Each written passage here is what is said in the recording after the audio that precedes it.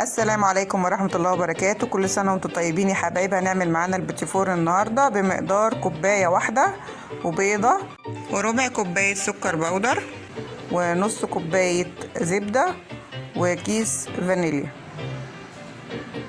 هنحط الأول كده الزبدة بتاعتنا في المضرب بتاع البيض. اللي ما عندوش العجان ده ممكن يعمله في المضرب بتاع البيض.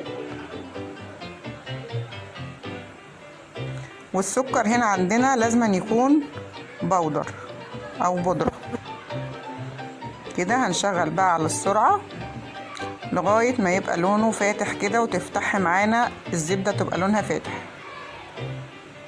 اهو بالشكل ده، تبقى زي الكريمة اهي، تبقى لونها كده قريب من الكريمة.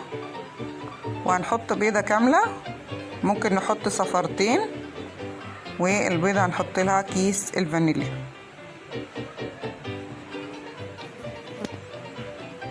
اهو بالشكل ده كده.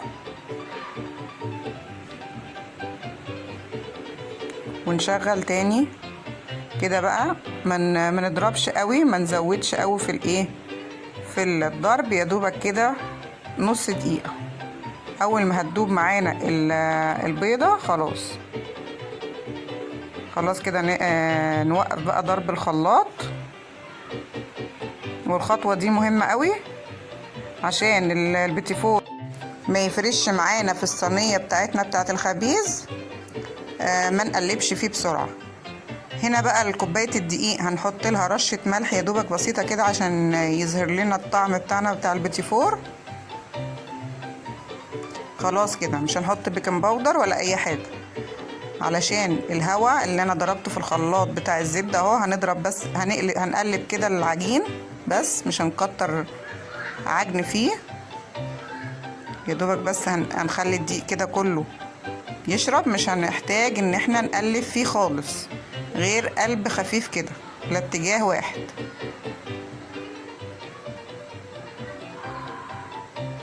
اهو بالشكل ده. وما نكترش عجن فيه.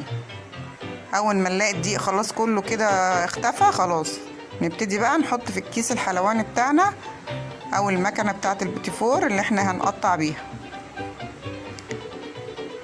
اهو بالشكل ده كده. في شويه دقيق لسه تحت اهو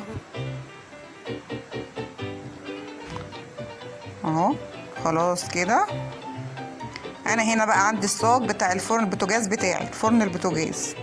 عندي بقى الاشكال بتاع الكيس الحلواني ده اهو، اللي هي شكل الوردة. انا فاتحة الفرن على 170 وهسويه في الرف اللي في النص يا دوبك دقيقة واحدة. خلي بالكم في التسوية دي عشان هو ما بيستحملش خالص. هنحط بقى الاشكال دي، هنشكل بقى زي ما احنا عايزين، وكل شكلين يكونوا زي بعض. نحاول ان احنا كل اتنين يبقوا زي بعض.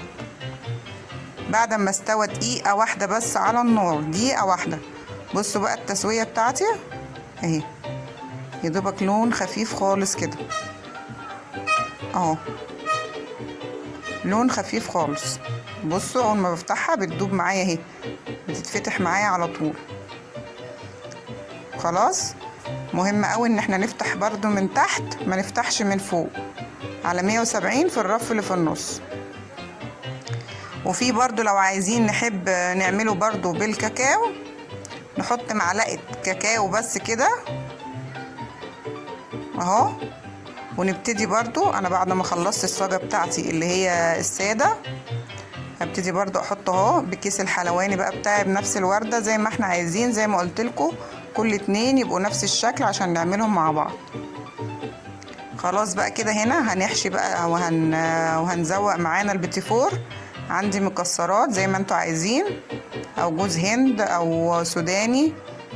انا عندي هنا برضو هعمل ده شربات انا عاملاه، عايزين تعملوا بالعسل تعملوا بالمربى زي ما انتوا عايزين. ده اهو البيتي فور اللي انا عاملاه بالكاكاو في الاخر برضو في الرف اللي في النص. ما خدش معايا غير دقيقة واحدة على الفرن، والصاج بتاعت الفرن عادي. هنبتدي بقى نحط المكسرات كده ونحشي زي ما انتوا عايزين بقى ايه دي بتاعتكم انتوا، دي طريقة التقديم بتاعتكم انتوا. وده الشكل النهائي بتاعنا، وكل سنة وانتوا طيبين، والسلام عليكم ورحمة الله وبركاته.